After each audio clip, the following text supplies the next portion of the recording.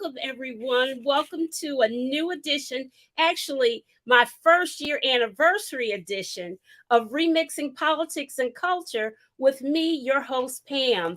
And I'm so thankful that you all are taking some time out of your Sunday evening to spend it with me and my guests. I want you to hit that thumbs up button if you're listening on YouTube, LinkedIn, or Facebook, whatever platform you're on. Please, please consider hitting that thumbs up button. And if you're on YouTube, and even after the show, please consider subscribing to my channel. It would be so helpful to help support my channel. All right. I am a public relations and marketing professional with a passion for social justice, voter advocacy, and culture. And tonight, I feel like this show will really benefit all of those people who think, well, geez, I only vote in the presidential election. I don't know what's going on locally. I just figure if I vote for that one election, I'll cover everything. Well, that's not true. And that's one reason why I even started this podcast, is to inform voters about the importance of voting. The very much importance of voting. Tonight, we've got two wonderful women, high energy ladies who serve on two different city councils in North Carolina. They're different cities, yet their problems as well as their opportunities are exactly the same facing municipalities across the country. So without further ado, let me bring them up. First, we have Barbara Middleton Foushee. Hi, Barbara. Barbara is a senior technologist in a molecular oncology laboratory in Research Triangle Park and has spent her entire career working in clinical laboratory science. Barbara grew up in Eastern North Carolina and attended the historic St. Augustine's University. She is a tireless public servant, having served on Carborough's Human Services Advisory Board and the Orange Water and Sewer Authority. And I want to highlight that point of Barbara's service on the Orange County's Water and Sewer Authority. Most people, when they see those positions, they kind of gloss it over and think, oh, what's that? That's not that important.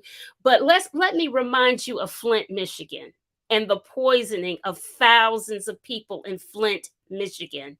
Had we had someone compassionate, concerned, paying attention, and by Barbara being a molecular and working in a molecular oncology laboratory, she knows science. So that tragedy would not have been able to happen. So pay attention, folks. Okay.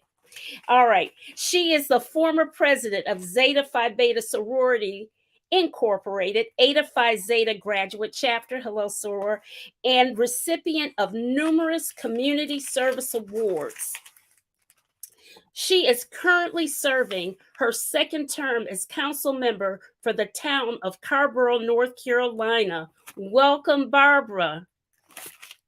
Unmute yourself. I was just trying to find it.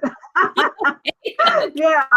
Good evening, Pam. Sarah, Pam. Thank you so much. And to all those who have tuned in this evening. I look forward to the discussion. Thanks. Okay.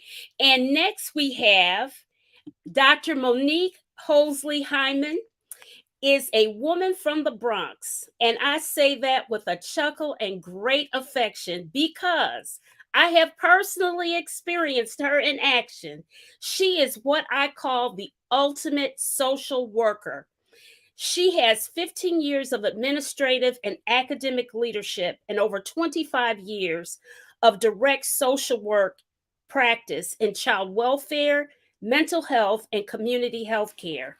She is a former professor at Shaw University in Raleigh, and currently she is a professor at North Carolina Central University School of Social Work.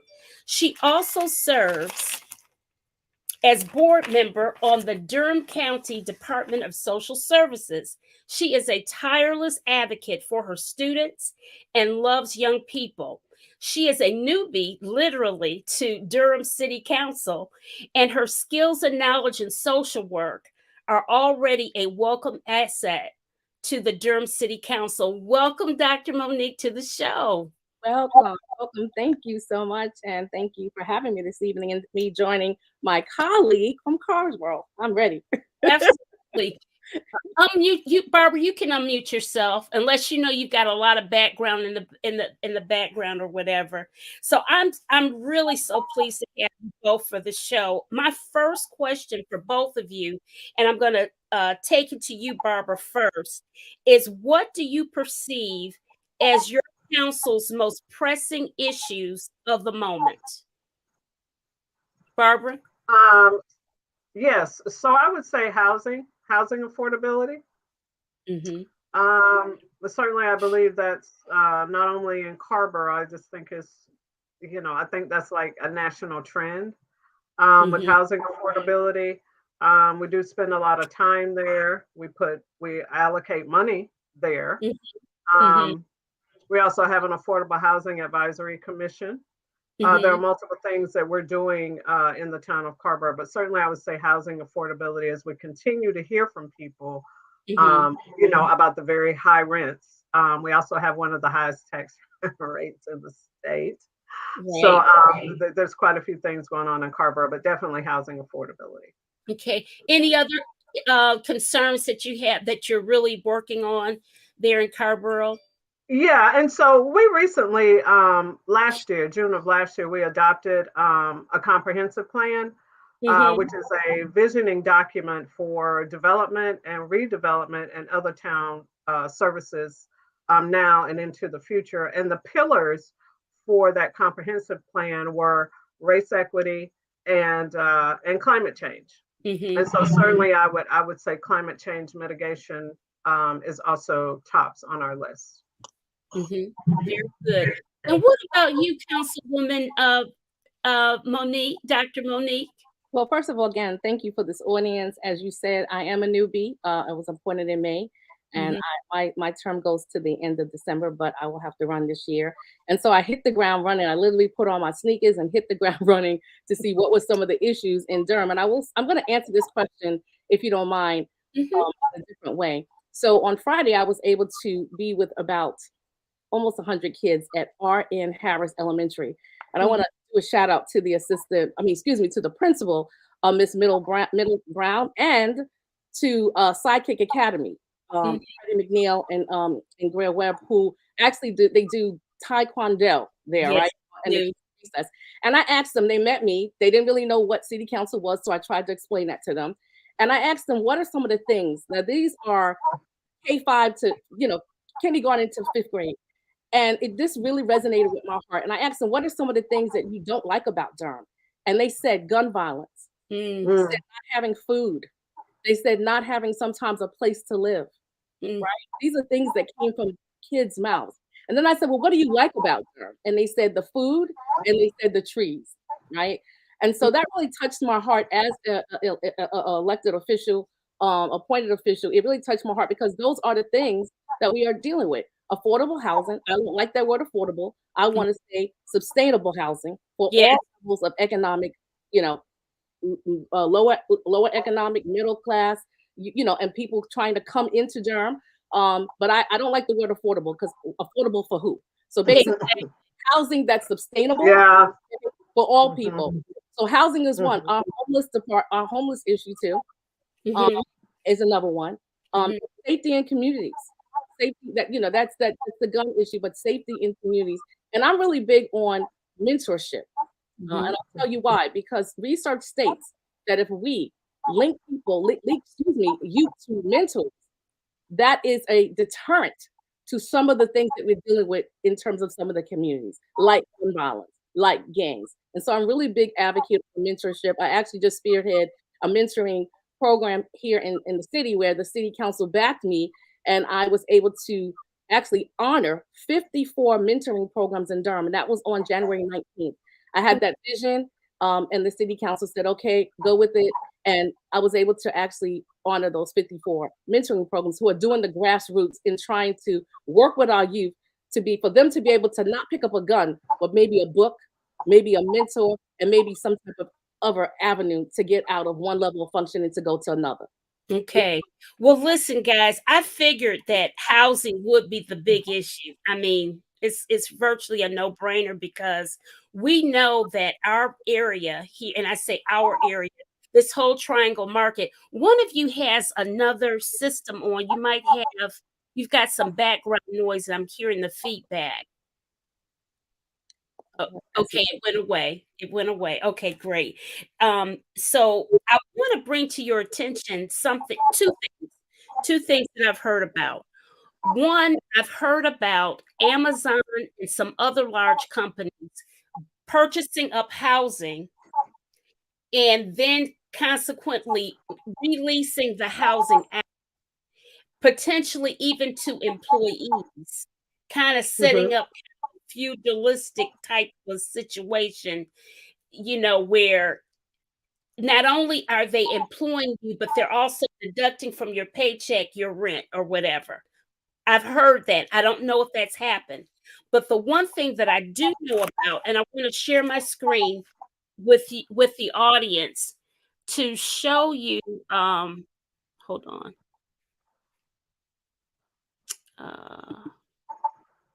Okay. Okay.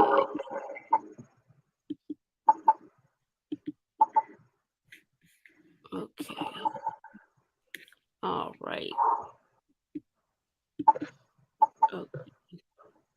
It should come up. There it is. Okay. So can you see it? Kansas City, their city council voted unanimously to ban co-living rentals effectively, making roommates illegal in some zoning districts. And as you know, at first, at face value, when I saw this, I thought, what are they doing? And the reason why people were doing these roommate situations because housing is so high, right? And so they're coming together like folks did back when you were in college and you have roommates again, right? But the problem is what they were getting were complaints from people in neighborhoods stating that it was devaluing their property because they were buying up houses and splitting the houses up into units in the house, right? And then leasing it out to multiple people and causing a lot of different traffic coming into the neighborhood and whatnot. And you know what? Honest, I could really, when I read it, I thought, okay, I can kind of see how why people would vote against something like that. And so anybody within that form, if even one of them is unrelated, they cannot have that housing. What do you think about that, Barbara? What do you think about that that type of law that they had to institute there? I don't know what to think about it, to be honest with you. The situation like that, I think about the existing neighborhood. I think about the character of that existing neighborhood. I think about the appearance, the integrity of that existing neighborhood. And I also think about protecting all that. There is such a thing as a zoning overlay district that is designed to do just that. And I feel like I've read and heard about this kind of situation before, about the certain number of people living in a dwelling that are not related. But that's what I think about. That's what I thought about when I read it. It's just like, all of a sudden, you have folks showing up in your neighborhood in a property, whether that property is built or somebody buys a property and it becomes maybe Amazon's property, or whatever. And so it begins to change the feel of the neighborhood. Yes. The integrity of the neighborhood. And certainly there are things that can be done zoning wise if that community banded together and went to the town council about it, to protect that neighborhood. Because certainly when something like that starts to happen, Mhm. you kind of have to tap it, right then before it gets, really entrenched, within a neighborhood or a community. Right. That's what they did there in Kansas City. Because when you see the headline and it's really clickbait, that was a good editor that did a good headline. And when I read in depth what it was all about, I thought, Yeah. oh, I see, because I think about myself. I'm sure this isn't happening in gated communities, of which I don't live in one. And Hmm. I see where that would greatly devalue my property and then be a nuisance to me because you've got different people coming in and out in a neighborhood. And it does, that gets a bit unnerving a bit. What do you think, Hmm. Dr. Monique, about that? So I have a twofold. Hmm. Like I believe that I do understand where they may feel like their property might be devalued or lowered, but I think about Maslow's hierarchy of needs, which says if people don't have basic needs like housing, food, and shelter, then they cannot move to the higher level of function, right? And so at this point, um, I really feel like everybody deserves a place to live, right? Mhm, And so people, because it's so expensive, just like here in Durham, people are starting to move mhm. together, right, to be able to survive. So I Yeah, think we have to think creatively and strategically if that happens. Like, say that happens somewhere here, I would want to meet with the residents in that community to try to get the feel of, why they don't want this to happen. And also to inform them about some of the housing issues that we have in Durham, which is why people are doing this. yeah, I would prefer, unfortunately, I would prefer for people to be able to have a place to live, whether they have to up or not, opposed to living in the street or being under a tent. But I mm, then also understand that certain people don't want certain things to bring down and devalue their property. So it's right. like twofold. But again, I'm really, really passionate about the fact that we should not be fighting in the United States, in no city, in no state, for housing and food. Like that should be basic needs. Exactly. But here's the thing: right now we don't have a Congress really that we're going to get anything to work for the next 2 years. I don't believe. I mean, fight me if you think that we'll get plenty of stuff done, but I don't think we. I mean, it's insane. It's Check. insane. Got going now. You know, Check. yeah. Yeah, yeah, So listen, so it's really going to be up to you guys, the local folks, to make sure that they can get what needs to be done locally that may not necessarily need federal dollars, additional federal dollars, but we've gotten a whole bunch of money from Build Back Better and other stuff. So Hmm.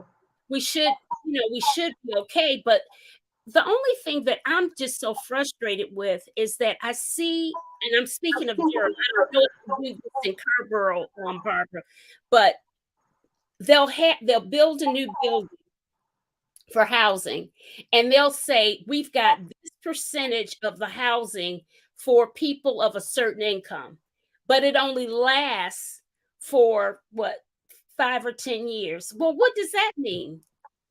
right, I mean, so within 5 or 10 years, I hope that people would be uplifted and can do better. But the problem is if you start far behind, it's really hard to catch up when things start rising in costs. So right. what I mean, so I'm how do you get rid of that? Because I've had arguments with friends about that kind of thing. To me, if you're going to have the housing, a low cost portion in that housing thing, it should be, if you get that contract, that those units are forever in perpetuity. If people move out, it should be for that type of allocation. So, Miss Pam, can I say to you, one of the things that, and I'm going to just be transparent, that's just who I am. But one of the things I think that has frustrated me, being a new appointed city council person, when I first came on, it was just rocket scientist for me to say, listen, if I've got a builder coming in and they want to build something in Durham, I'm going to ask for affordable housing. And I got my Mhm. hand slapped because we can't do that as elected That's officials. right. North That's Carolina right. is a Dillon state, which means we can't get into inclusionary zoning. And I was Nope. like, what? You know, when they told me that, I was like, what? Because one of my first You got mad, didn't you? I was mad because one of my first meetings, Welcome. and I'm going to explain more. I said, listen, if you coming in and you trying to build 182 townhomes, I want 50% of that to be affordable housing. And I got my hand slapped. They were like, you can't do that because you could get sued. Right. I was like, what? You know, so I didn't really understand that. But I want people to know in Durham and in Carp, you know, that's what North Carolina is. So what we have to do is we have to fight for a change at a higher level, which is the House of Representatives level. And I know in Durham that they have tried to put in a legislative change before. We are now in the time where we can put things in now, because I think it's an odd year, and so the House and stuff is listening for bills, and we're at the point of seeing what we're going to put in. I'm on the legislative committee, but I'm going to tell you that I think we need to educate the community more to understand that. A lot of times they think that we just are not doing what we need to do, but it's not that. Our hands are tied, and I know people don't want to hear that, because I didn't want to hear it before I became elected official. I was like, what are they doing? Right. But when I got on, it was like, no, you can't ask for that, Monique. And you're very right. One of the things that I do is I try to make decisions when I'm voting whether or not we're going to let somebody come in and do annexing or rezoning. I try to look by a case-by-case basis, right? And what I look for now is what is the percentage of what they're going to do in terms of affordable housing. Affordable housing, I've been told by builders, is very, very expensive to do. So you have to have somebody that has a passion about wanting to do affordable housing. What right? do you mean? Why is it so? What makes it so expensive to do housing that is, quote unquote, affordable versus highfalutin? Because I think you're looking at, you know, which I've been told when I do meet with certain builders, you're looking at the cost has been driven up in terms of the building supplies, number one. Terms of how they have to sometimes rezone the land, not rezone the land, but sometimes when let's say they come and they want to build in a certain area, they may have to blast the area. All of those things cost money, right? And so what they're going to do is anybody would do is that you would try to build, but then also get your profit at the end, right? And so then that means you're going to drive up the prices, you're going to ask for a higher level of rent. And so you're going to maybe make it back, but again, you might not make it back when you're doing affordable housing. However, I think in Durham, all of everybody on the city council really wants to see more affordable housing, but also more housing for all levels of income. You know, I've got some students. I'm a professor at North Carolina Central that can't live in Durham because they can't afford housing. And I'm talking about students who have done everything, go to school, got an MSW, got a law degree, and they can't live in Durham because it's too expensive. Right. And they're stacking up, like they're not stacking up, but they're living together to try to at least have one place so they can go to school. You know what I mean? So, yeah. Let me read this. Latrice Davis says the housing that's being built now isn't sturdy like older structures. Oh, but God, that's the understatement. I read somewhere that affordable housing that Brad Pitt advocated for back after Hurricane Katrina is now uninhabitable. Wow. Do you know anything about that, Barbara? No, I had not heard anything about the housing there after Hurricane Katrina. But I will say that I'm not surprised. I want to kind of piggyback off what Councilmember Holsey-Hyman was talking about the difficulty in getting affordable housing built, getting developers to want to buy into that. You know, there's a lot of subsidy money, that you need, to kind of support a project like that, and being collaborative with some of the local affordable housing providers. That's another thing that could be helpful. But we have the same difficulty over here in Carver, and I want to just backtrack a little bit, if you would allow me to. I wanted to talk about the dynamics that our UNC students play here in the housing picture in Chapel Hill and Carrboro. Our UNC students are a part of our community, and they compete for the same housing that single mothers, working families, young professionals, everybody's out here, competing for the same apartments, or the same rental housing or whatnot. So that's another dynamic. We're also experiencing a good bit of gentrification, especially in the North Side community, which is Carrboro and some Chapel Hill. This is historically African American community. And there have been some measures that have had to be put into place, but really, it's already entrenched, and it's kind of too late. But just trying to save, what is there, because there are still some families that have housing there. So we have all that going on, and then it becomes about supply and demand. The apartment complexes and the rental properties. They know that folks need somewhere to live. Our students need somewhere to live, those that don't live on campus. So you have all that going on, over here in Chapel Hill, Carrboro, and it's a lot. And I know for us in Carrboro, we count on collaboration, with affordable housing providers like CASA, or Habitat for Humanity. We also have the Community Home Trust, that land trust model that really helps to keep that townhouse, or that condo affordable, for a super long time, I think like 99 years, or something like that. So, we count on these things, to help with the housing affordability, because we know that it's just really gone bonkers, right? Like everywhere. So. Indeed. Mommy, Sounds like this feedback is coming from my end, and I don't understand it. What is going on? I don't know. I'm getting feedback on my end. I don't know what it is. I don't know. But anyways, I want to get into some of these other topics other than the housing, because the housing thing is a all huge, day. We can talk about that all day. I know we'll talk about it all day, but let's talk about something that's hitting the headlines right now, and is in the headlines, and is horrifically sad. Is the whole issue of policing. I don't think any of our communities, ironically, Chief, what's her last name? Chief CJ, that's in Memphis, was our police chief here in Durham. Davis. CJ Davis, yeah. And so, I mean, I'm sure that when she went to Memphis, she wasn't anticipating having two major incidents to happen almost back to back in there and making national headlines. But policing is a very real concern, because,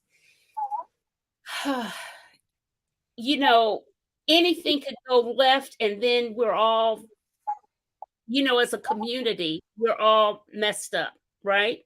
And so, have you all thought about or even made asks of the police departments of your respective cities? What are we doing about police training, psychological training, conflict resolution, de-escalation, and that type of thing? Well, I'll say in Durham that I have a wonderful police chief, Patricia Andrews, and our sheriff, Sheriff Burkhead, who are very, very community focused. And so actually tonight they spoke at the Durham Committee on Affairs of Black People's installation of their new offices. Both of them spoke. And so I will say in Durham that they really, like I said, very community focused, very making sure that they are hearing from the community and the community's needs. We do have a civil review board, so that there are people in the community that if they see something that's kind of excessive force, unethical, or unjust behavior, that they actually can make a complaint to this board. And this board is made up of citizens in the community. The other thing that we're trying to do in Durham is that we're trying to look at different approaches to help the police, right? And so one of the things that I'm very, very happy about, it just seems like it was right on time with me being appointed, being one of the first social workers on city council. It's called the HEART program. And that program is the holistic empathetic response team. And that is best to respond. And it was like just timing, because again, I'm a background in social work, clinical social work, now a professor, but being able to have responders, first responders go out with police, clinical, LCSW, social workers, to actually look at some of these cases where police may not be trained. When you have a case that's coming in, 911, they're calling, they're diverting it to this particular team. And so if it's somebody who's saying something about suicidal ideation or domestic violence, then this is being routed to this particular team. And the stats are saying it's working. And I will say that when I was appointed to city council, I was not able to be part of putting my request in for budget, but I'm in there now. And so I have, we are in the process of that. And I have put in already, I don't know if it's going to be approved, for more money for the Hearts Responders program. And that's an alternative, for helping safety in the community, but also deterring some of the cases that the police get, so that they can deal with some of those other cases where we have to go in and deal with gun violence and gang violence, right? And sometimes they're not trained to kind of de-escalate someone who's having a suicidal ideation, right? Or who has access to health break, schizophrenia and all of that. And then so I am so happy. And I also want to see a little bit more money put into the aftercare, so that they do go in, they do respond, and they do work with these, the clients, actually the public. But then after, I want to see, and they have an aftercare unit where they follow the client or the resident that was in distress for 30 days. But I want to see it even longer. And I want to see more units in there, because after, it's not just the person who was called, it's really wrapping services around that whole family. Right. So I also am advocating for that. Yes. Okay. Well, Barbara, I know, in fact, I thought that Chapel Hill was really among the first to do a program similar to what we're doing in Durham, with the social work going out, because I know I saw it on the news. Do you guys have something? Has it spread on to Scarborough, or what? Because your police staff is pretty small. Your what do you guys have, about 40 people or so? This is a small town. And short, and too, the police department is short staffed, but I want to go back. Black people and police just, it's been a bad love affair, always, because the police historically were not here to protect us. They were here to collect us, right? So it really wasn't about protecting, Black folks. So it's never been like this great love affair between Black folks and police. I know in Scarborough we have created a community safety task force. All of this happened when George Floyd was murdered a few years ago. There was a resolution we did about advancing racial equity in law enforcement and community and public safety. Part of that was the creation of a community safety task force. We also allocated some of our ARPA money for mental health services, realizing, as Councilmember Holsey-Hyman said, she's freezing up on us. Oh no! About Barbara, you froze up a little bit. Diversity. Is something going on? Yeah, you're freezing. You're freezing on us. I don't know what's going on. Myself. Let me relocate myself. Okay. Let me relocate myself. Okay, I'm gonna mute you. Okay. Give me a second. Okay. Latrice Davis says, I favor two specific initiatives regarding law enforcement: demilitarize the police and reallocate resources when it comes to hiring and training. For example, more thorough screening processes and psychological testing. Amen. How do those Memphis officers make it through the academy? But you know what I'm thinking, Latrice? One problem that we've got all across America, we have a shortage of people, of law enforcement. So what I'm worried about, and what they're even doing, even in the school system, think about this. They are allowing people to become teachers now without all of the training or the background or anything, because they have such a dire need. And I'm concerned that maybe I hate to say it, that maybe things can slip through the cracks a bit when people are anxious about hiring, when they're in dire need for staff. Maybe they're letting some things go. Okay, I'm gonna tell you, in education, they have let some things go. I know of someone that they don't have even a 4-year degree, but they are teaching. Well, Miss Pam, can I just jump Yes. You know, I've got a family of law enforcement. My husband just retired in law enforcement in Durham, and I will say that being a law enforcement person is a service, right? Mhm. And again, a lot of us are struggling with not having the manpower. I Mhm. know before I got on city council, I know they did give some money to kind of try to increase the salaries for police in Durham to kind of maybe attract different people from different cities to come to Durham, right? But it Mhm. is a service, and I will say this is what I do also believe, that not only do you have a psychological exam when you first go in to try to get the job, but they are dealing with secondary trauma constantly, right? Mhm. So I feel that they also should have mental health diagnoses and reviews every 6 months. Because when you are clearly dealing, and I was a social worker, so in Mhm. order for me to keep my license, I had to, number one, go to therapy, and number two, I have to do educational, continue my educational journey even after me being licensed. And I've been licensed in New York City for over 30 years, but I continue to have to do these trainings to keep my license. And so Right. again, we are dealing with trauma every day when you're dealing with different people's problems. And so are these law enforcement, right? So it Right. should not just be a psychological testing when they're getting ready to get on the force.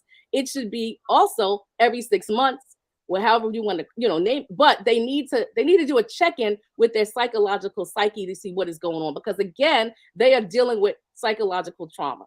Everyday secondary trauma. And I will say, being somebody who's grown up with people in law enforcement, they also are looking at, I got to get home to my family. But that does not mean that you treat people unjust, right? Yeah. Treat Right. people unfairly. One of the things I do want to say that's really, really, really just resonating on my heart is the fact that we have come so far in terms of trying, well, we still got ways to go, but we've been fighting for diversity and inclusion. And those 5 Black police officers, I feel, pushed us back a couple of steps. Not only did they disgrace, I would say, the whole African American race, they disgraced themselves, they disgraced their families. And it's just very disheartening that all of us are fighting to try to have diversity and inclusion. And one of the things that I want to charge our community with is we've got to talk to our own community, and we have to come together, and we can't ask people to treat us a certain way when we're not treating our own self a certain way. Okay, Barbara, what do you say about that? What do you now that you're back and hopefully everything's okay? What do you say about that? Oh, do I have you I muted? believe I might have missed the question. Was there a Oh, okay. question while I was We moving my computer? we were still talking about policing and Oh, okay. about this whole situation now because demographically Carrboro is very different than Durham. It is Uh, very different. yeah, very different. So, have you guys even discussed any issues like this there in town council meetings? Yeah, we actually did. I was trying to talk about the resolution that we put forward about next steps for advancing racial equity in law enforcement and Okay. community and public safety. That was a couple of years ago when George Floyd was killed in Minneapolis. And then we created a community safety task force to reimagine community. Look at Carper and you look at Durham, it's like it's Mhm. I see. We're having issues with the internet again there. Let's see. Oh, I let me feel read like this I'm statement. still having Yeah, oh, it's still chopping up. It's you have to you know have the to know the culture of the police, and especially in the South, training has nothing to do with behavior. Yeah, well, that's why we got to have those psychological tests and stuff too. Because I just read something today where 71% of the people failed the test. Some cops failed. So I don't know. And I will say this, guys.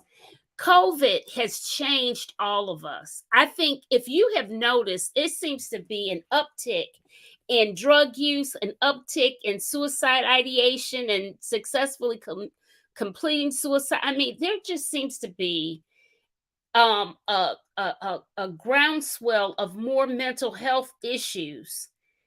than ever before. You know, it really does.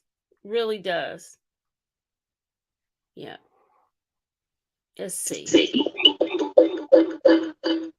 Let me okay.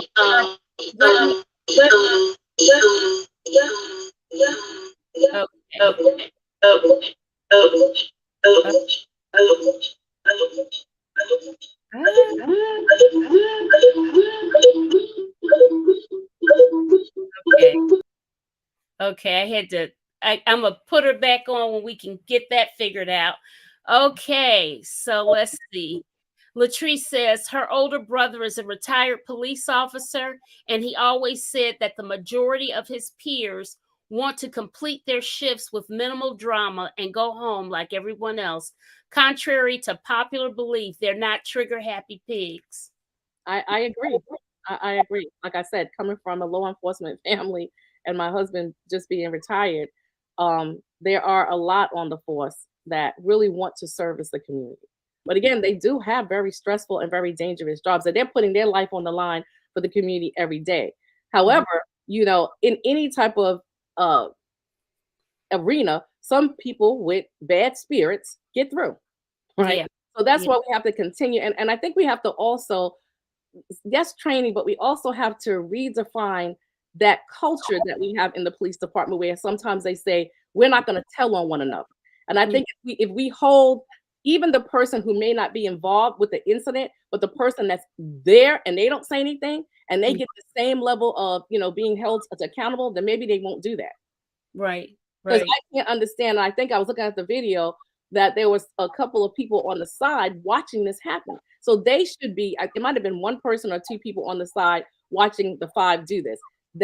Those people on the side should also be charged, just like the five that was charged when they actually physically did it. So the culture of that, don't tell, don't snitch. This is the bro code. This is the police. This is the blue. That also has you have to have a person in charge that says, I am going to hold everybody accountable, and I'm going to make examples of people when they do not report that they know that their fellow officer is doing something inappropriate. And let me just say this, and I'm going to shut up because I'm passionate about this. If you look at that video, I cannot believe that this was the first time that happened, because they did it so freely. To me, it was like something that they're used to doing. So where is the fact that, and then I'm hearing that people were making complaints about these officers. So again, maybe if those complaints were taken seriously or someone followed up on them, we would probably still have Tyre Nichols here today. Right. What are you going to say, Barbara? Yeah, I feel, and I apologize for the connectivity issues. I'm not sure. I think it has something to do with the background, because now I'm not using that virtual background. Everything seems like it's moving, getting a little more warm and fuzzy. What I was going to say is, I was going to go back to the resolution, our Community Safety Task Force, crisis diversion. The town of Carrboro allocated the ARPA money for the mental health.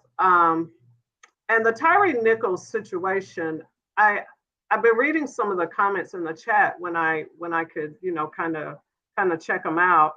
And really, I don't think any level of police training could protect us from what we saw on TV yesterday. I feel like this is a changing of the heart and the mind, right? I think police training goes completely out the window. You know, as you watch the video on CNN, the way they were kicking him and hitting him and tasing him, and just like, you know, I don't know, like it was some animal in the street that they were trying to corral. So at some point, you know, would it not turn on and say, hey, this is another human being? Yes, we're trying to get him under control. Yes, we're trying to take him into custody, but that was way too much, because 5 of them and 1 of him.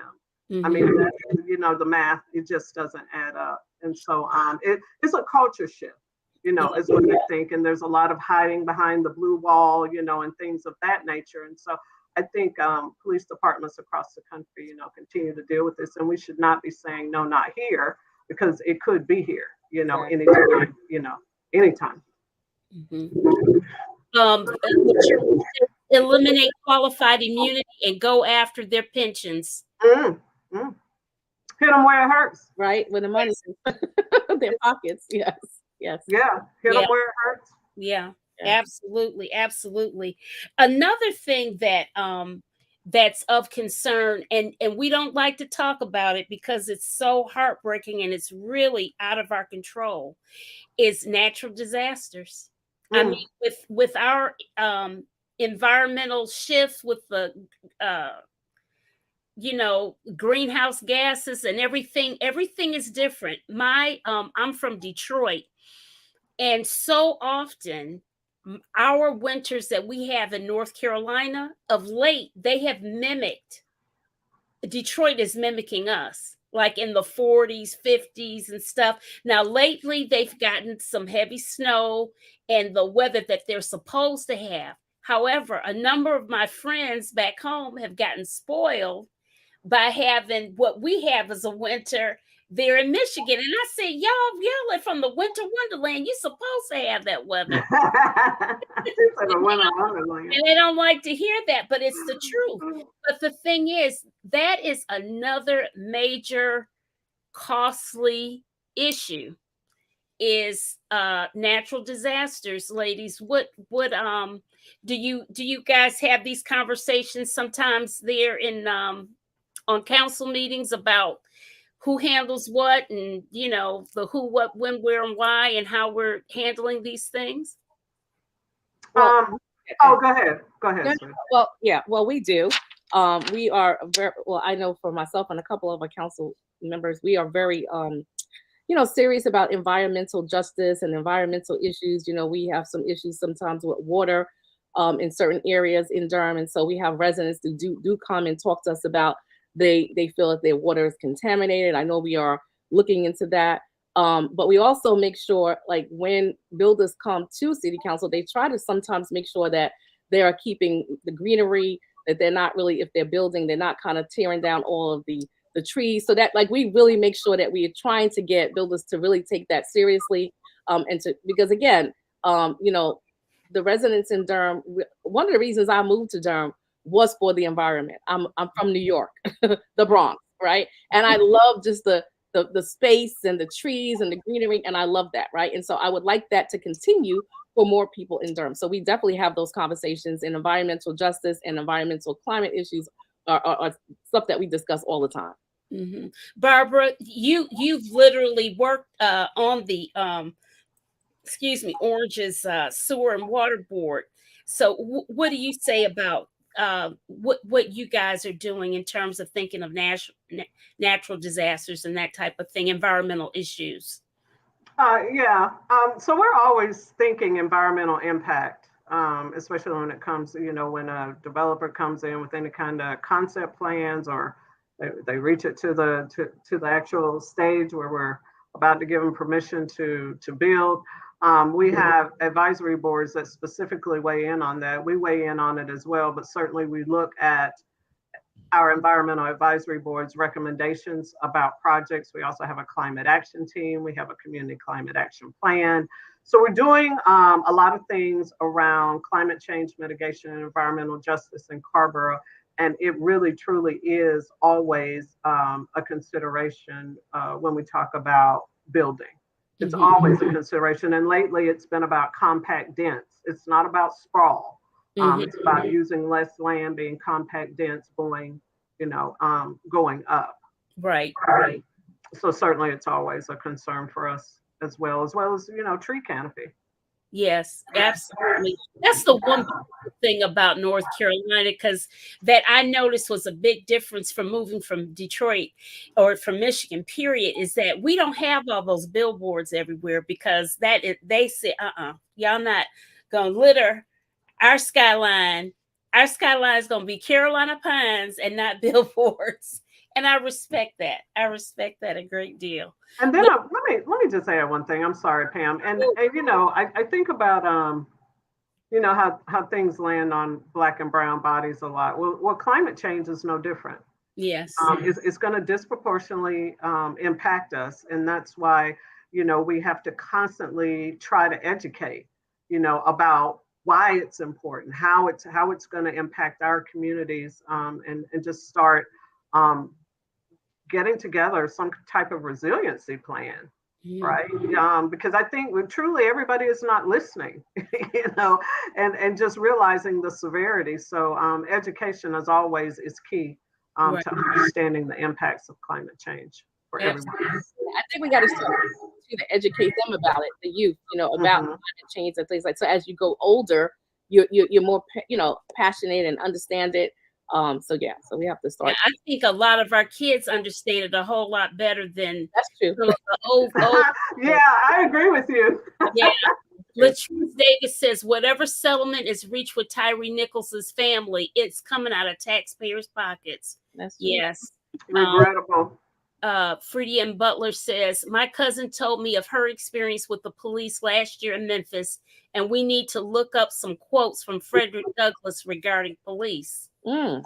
Okay, she's going to the history Now book. she going way back. See, the historical context is real, y'all. It hasn't Hasn't it's changed. a fine line still. It's a Yeah. fine line. And I'm Yeah. a history buff, so I'm definitely going to look at that, Patrice. Okay. And Black Women Speak says environmental justice STEM. Oh, nice. Oh, she's giving us some information. Central Michigan University, Black Women in Artificial Intelligence, February 7th through February 28th, 2023. That sounds awesome. Awesome, awesome. Thank you for, I'm going to leave that up. Okay. So you guys that are on here on YouTube, please hit the thumbs up button, and I hope that you subscribe to the channel. If you're listening to LinkedIn or on Facebook, hit that thumbs up button, and even come back to my YouTube channel and please like it and subscribe. Please, please, please. Listen, ladies, I think we can halfway solve the world's problems. Listen, thinking about environment, why didn't we listen to Al Gore about 40 years ago? What's wrong with those people? I mean, he's still rolling today. He's still rolling with the message. I mean, he's been talking about this forever. Forever and a day. Mm-hmm. Forever. And everybody laughed. Remember how they laughed at him? Some people still laughing now. They just don't believe that it's real and that it needs to be prioritized. So. Yeah. Well, until I guess it hits them, in their area or whatever the case may be, then they won't really. Somebody said, "What about the joke of the rich trying to start settlements on other planets?" What? Oh, you know what? I think what Loretta is referring to is like Elon Musk and them talking about going to Mars. You know how they keep talking about they gonna go. When they go to Mars, you don't intend to come back because, boo, you're not coming back. You're not coming back. You're not coming back from that. But you see, he's still here. Where is he going? That's my question. Jimmy Carter was ahead of the curve. He had those solar panels on the White House, and Reagan came in and tore them down. You see? Now we can't just all live together. Yeah, I'm just telling you. Getting people on the same page, definitely educating. On the same page. I like that. Yeah. Right. And I actually have learned a lot being on city council because while I was into the environment and actually, again, being a social worker and teaching, one of our new curriculum is that we have to teach about environmental justice. So I started to study about it, but now being on council, I'm really I hear the residents, I hear the concerns, I go out and see some of the areas that they're talking about, and I'm like, oh my goodness, so you don't want people to, not have the best way to live, honestly. Dr. Monique, I have a good guest speaker for you for environmental justice. Just let me know. Okay, definitely. Yeah, that's one of our new curriculum, environmental justice for our social work competencies. Wow, I love it. Came out of the Flint, Michigan, and all, and so so now that is one of the things that we have to teach. We have to infuse that throughout our curriculum. So yeah, I got just the lady for you. Great. Even. And before we pop off, Pam, just really quickly, I just want to put in a plug again for education, and not just about climate change, just knowing how your local government works and how it functions and the resources, because a lot of times by the time we hear from people, the problem is on the ground, and then they say, oh, well, we didn't know you could do that. Oh, we didn't know you guys control that. Right. And so the civic education is just key, not only at local, but also at the state and federal level, and just understanding at the different levels how things work and how monies are appropriated. There's just so much to it. And sometimes I feel like that's how folks get caught out there. You know, they get caught behind it. It's just, you know, just a lack of awareness and knowledge around those issues. Right. And I also want to put that piggybacking on too, what we can do and what we can't do. Because prior to me coming on the council, I was like, what are they doing? Why are they not fixing everything? But now I'm on the council, and some things we just don't have the power to do. And I know people don't want to hear that, but I have to be very real, especially with me learning about I can't tell how much housing I need or affordable housing. I'm like, what do you mean I can't say that? You know, what do you mean I can't ask for that? You know. So. Yeah, that girl from the Bronx came out. I know. Exactly. She stuck her chest out. I'm like, why not? I was like, you go to jail if you do that. I was like, what? You know, I didn't want to go to do that. I see it. But that's my advocacy. You know, I mean, again, it just didn't sit right with me. I'm like, what are you talking about? And then I got the whole education about, you know, the rules, as you know, Barbara, about us being a Dillon state, can't do inclusionary zoning and all of that. And I was like, who made that up? And we need to change that, right? You know, point blank. So yeah, absolutely. Well, listen, I just think that's the other thing you guys have on your plate too. Even though you're not the school board, but you do represent your towns, and what represents your towns more than anything is your education, your schools. So here we are in a situation where we have a dire need for teachers. Yeah. And I know that we're stretching some rules to get some teachers to put warm bodies in seats. I know we are. I saw that online, and I thought, oh boy, that person got to use all their years of experience of music to be sort of like a teacher kind of situation. But I also know, Ms. Pam, that they've changed the rules where before, if you went and got a master's, you didn't get a different level of salary. Right. Not doing that anymore. So a lot of people are not into teaching because they're like, well, I'm going to get that undergrad and then I want to get the master's, but what's the benefit of that if I don't get that next step? The other thing I want to see is more social workers in the school too, because as you said, post-COVID, we've got more children that have been dealing with trauma, that have been dealing with, you know, a lot of these kids. There's some research that's been done about, you know, what are some of the mental health issues of kids who've been literally at home with COVID, right? And so we need more social workers in the school. Some of my students who leave, you know, Central, get their MSW and want to go into school social work, they tell me like, Dr. Hyman, we're sharing 4 and 5 schools. That's ridiculous as social workers. I know they are. And I'm going to tell you another thing that I know for a fact with social workers in Durham public schools long before COVID, a lot of them were being utilized as truancy officers. Yes. And going to truancy court and that type of thing. And if there was a concern, a social work concern, they couldn't hardly deal with it because they had to do the truancy court and all of that the principal was enforcing on them, even though there was monies being sent to schools from Durham County DSS. It's a lot of, listen, there is a lot of stuff that needs to be fixed. That's all. That's why I'm so glad that I still, even though I'm city council, I have been on the DSS board for years.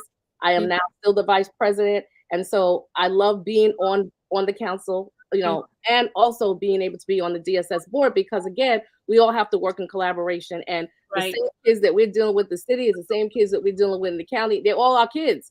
They're all, you know what I mean? So it's, so I love the fact that I'm able to use that experience and still be active in both. So that's right. And to piggyback on what Councilmember Holsey-Hyman just said, I mean, even as elected officials, I just really believe that's important to stay connected to the community, stay connected to those organizations that you were in prior to becoming elected, because that's how you know what's happening on the ground. And just not forgetting from whence you came, I guess, you know, the work, the organizations, the people, and keep that connection going so it can help to inform your work and your decisions. Right. A lot of people say, well, you know, Dr. Hyman, where did you come from? Right? Because I wasn't political. But what they don't know is that I was behind the scenes. So since 2006, I've been on the mental health board, the DSS board, the Citizens Advisory Board, the Alliance board. but I was not out in front. I was behind the scenes doing. And you don't have to be. That right. informs your work right now as an elected official. But I tell you, it gave me the experience to be able to then say, this is what I've done in, the community, and I'm really about the community and the residents, and yeah, that's just what I'm about. So yeah, service, service, right, and service, service leadership, being a servant leader. Yes, absolutely. And transformational and visionary leader. Yes. Love transformational. Right. Absolutely done. and solution focus. The Bronx will come out. Like, let's get it going. The Bronx has been here all night, honey. Believe me, we heard it. Miss Pam knows for years she's working. It's okay. It's okay. I loved it. Okay. That's all right. But Barbara, I am so impressed with you, Miss Molecular Oncology. That's my day job.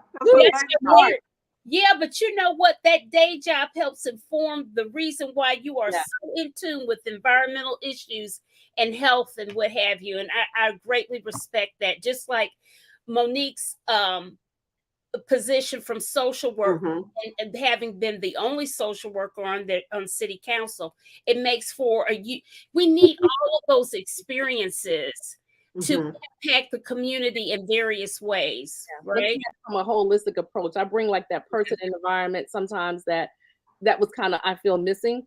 So I do want to do a shout out to my students from NCCU. I know some of them have, and also to lovely sorority. I know I'm with two Zetas. Yes, you are. Zeta Phi Beta. Sorority. Yes. We love you, Divine Line sister. You already know. We are collective. Listen, you already know. It's nothing but love here. Nothing but love. Right. Nothing but love.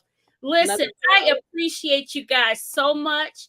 You have made my 1-year anniversary show. Woo! We gotta come back. This was too short. I was so nervous, but we gotta come back. Nah, you did great. We have you back. We have listen. We have numerous topics to talk about, tons. Because I know what you should do is ask us to come back when the budget cycle really gets in the high gear. Okay. Yes.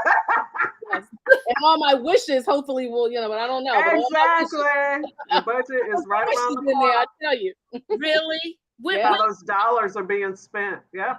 Okay. Well, that's good. Well, you have to tell me when it is or whatever, so I'll know. Yeah. Everybody. Yeah. Oh, and Loretta's a Zeta, Barbara. Hey, Sarah. I said my Sarah. Hi, Loretta. Yeah, nothing but love here. Listen. All love, collective love. I just want to say, I just thank, like I said, Councilwoman, because I met her at a conference. She wrapped her arms around me. She said, Monique, you're new. If you need anything. And it's just weird that I didn't even know, you knew her, Pam, but that's the spirit of somebody who's really a servant leader, and it's about what she's doing, because she literally said, I know you're new. What can I do for you? And has been saying that ever since. So I just want to say thank you. And you're welcome. I'm paying it forward because plenty of folks poured into me when I was starting my public service life. So I just try to do the same. Awesome. Ladies, it is 9:03. Oh, we're a little over. I told you it would go very fast. Yeah. You guys have high energy and gonna be talking and whatever. And we've had technical glitches and got over that and everything. I apologize. That virtual background. Hey, we go live, and it is what it is, and people understand we're live, right? Thank you. So, anyways, but listen, thank you all in the listening audience.